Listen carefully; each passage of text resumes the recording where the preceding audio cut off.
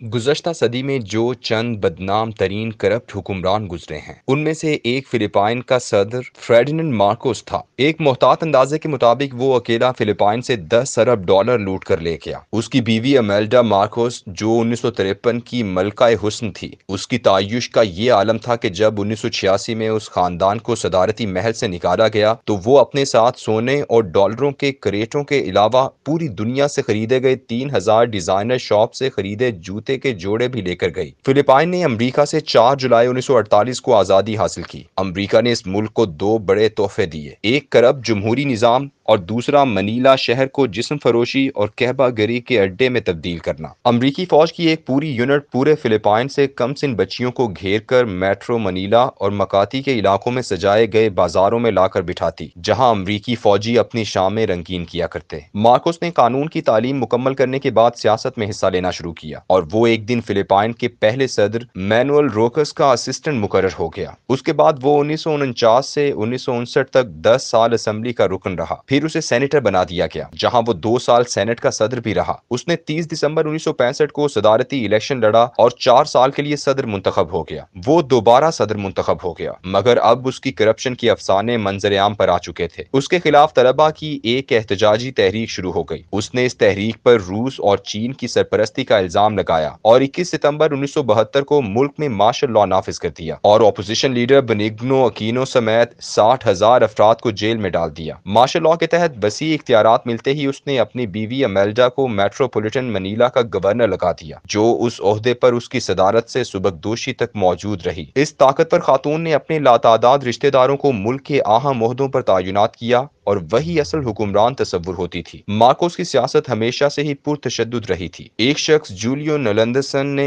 1935 में जब उसे दूसरी दफा हराया तो उसने उसे सुबह सवेरे दांत साफ करते वक्त कत्ल करवा दिया। उसे मौत की सजा हुई, मगर वो अपील लेकर सुप्रीम कोर्ट चला गया। सुप्रीम कोर्ट के जस्टिस जॉर्ज लॉरेल ने भी जमाना तालिब इल्मी में किसी को कत्ल किया था और उसकी सजा को सुप्रीम कोर्ट ने खत्म कर दिया था, जिसके बाद वो एक अच्छा बच्चा बन गया था। जज ने अपने इस तजर्बे के तहत मार्कोस को अच्छा बच्चा बनाने के लिए फांसी की सजा खत्म कर दी। मार्कोस फिलिपाइन का पहला हुक्मरान था जिसने करप्शन और अय्याशी के लिए मुल्क को कर्जों की दलदल की तरफ घसीटा। मार्कोस जब बरसरे इक़्तिदार आया तो मुल्क पर 1 अरब से भी कम यानी 360 करोड़ डॉलर कर्जा था, लेकिन 1988 तक ये 26.5 अरब डॉलर हो गया। पूरा मुल्क गुर्बत और अफलास की चक्की में पिस रहा था, मगर मार्कोस खानदान इन कर्जों से प्रोजेक्ट बनाने और करप्शन करके सरमाया बाहर भेजते रहे। इसके खिलाफ जबरदस्त तहरीक का आगाज हुआ जिसमें तमाम अपोजिशन पार्टियां शामिल थीं। दिसंबर 1970 में एक फौजी बगावत पकड़ी गई। कहा जाता है कि उसने मरिंडा प्लाजा पर खुद एक दहशतगर्दी का हमला करवाया ताकि इस बहाने मार्शल लॉ लगा सके, और उसने जुलाई 1973 में मार्शल लॉ के हक में एक रेफरेंडम करवाया जिसमें 91% वोट पड़े।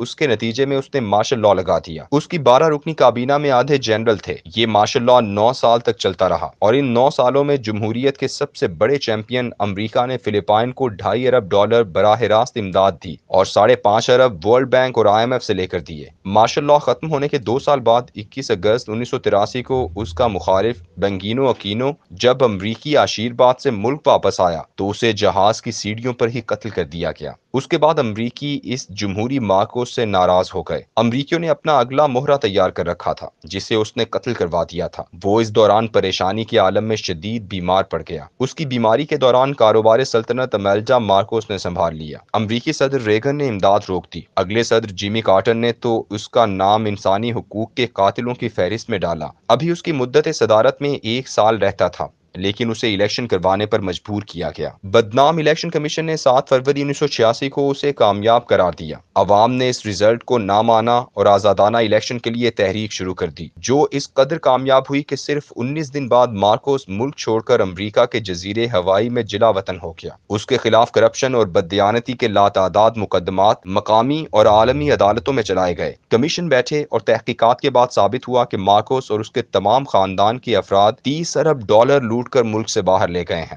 جائیدادیں ضبط کرنے اور دیگر عالمی ذرائع سے زیادہ 4 ارب ڈالر واپس حاصل کیے جا سکے۔ مارکوس 1989 میں جلا وطنی کے دوران ہی مر گیا، لیکن اصل کہانی اب شروع ہوتی ہے۔ اس کی بیوی امیلڈا مارکوس، جو اس وقت 92 سال کی ہے، اپنے خاوند کے انتقال کے 2 سال بعد ہی وطن واپس آ گئی۔ لوگ اسے اپنے درمیان دیکھتے ہی سب کچھ بھول گئے۔ وہ ایئرپورٹ سے سیدھی ایک گرجے گئی۔ عام لوگ اس کے گرد جمع ہو گئے اور یہ نعرے لگانے لگے کہ مارکوس کی خفیہ دولت لوگوں کے دل میں ہے۔ اس پر ٹیکس حکام نے مقدمہ درج کیا، لیکن رائے عامہ اسے مسلسل معصوم کہتی رہی۔ اس کی مخالف وکیلوں کی حکومت اب اس کے خاوند کی طرح ہی کرپٹ مشہور ہو چکی تھی۔ امیلڈا مارکوس کا بیانیہ عوام میں بکنے لگا، کیونکہ لوگ اب اس کے خاندان کی کرپشن بھول کر اکینو خاندان کے خلاف احتجاج کر رہے تھے۔ آج 36 سال بعد مارکوس کا ہزاروں ایکڑ والا گھر، جسے ٹورزم محکمے نے بنا کر دیا تھا، وہ ان کا خاندانی مزار اور میوزیم بن چکا ہے۔ لوٹی ہوئی دولت میں سے اکثر خاندان کے پاس واپس آ چکی ہے۔ امیلڈا کا بیٹا فرنینڈ جونیئر مارکوس اگلے الیکشنوں کے لیے مضبوط ترین صدارتی امیدوار ہے۔ اسے فلپائن کی عوام پیار سے بونگ بونگ کہتے ہیں۔ آج پورے فلپائن میں کوئی شخص اگر یہ کہے کہ بونگ بونگ کا باپ مارکوس ایک کرپٹ اور بددیانت حکمران تھا، تو لوگ اس کا گریبان تھام لیتے ہیں۔ حیران کن بات یہ ہے کہ موجودہ صدر روڈریگو ڈیوٹریٹ کی بیٹی سارا، جو اس کے مخالف صدارتی امیدوار تھی، اس نے بھی بونگ بونگ کی حمایت کا اعلان کر دیا ہے۔ بونگ بونگ کا یہ نعرہ بہت مقبول ہے کہ جو مجرم ایک سے زیادہ بار جرم کرتا ہے اور اصلاح نہیں کرتا تو اسے قتل کر دیا جائے۔ جمہوریت اور الیکشن ایک ایسا دھندا ہے جو سچ اور جھوٹ اور امانت و خیانت میں فرق ختم کر دیتا ہے۔ صرف پارٹی تعصب باقی رہ جاتا ہے۔ اسی تعصب میں سیاسی خاندان پلتے ہیں اور عام آدمی پر راج کرتے ہیں۔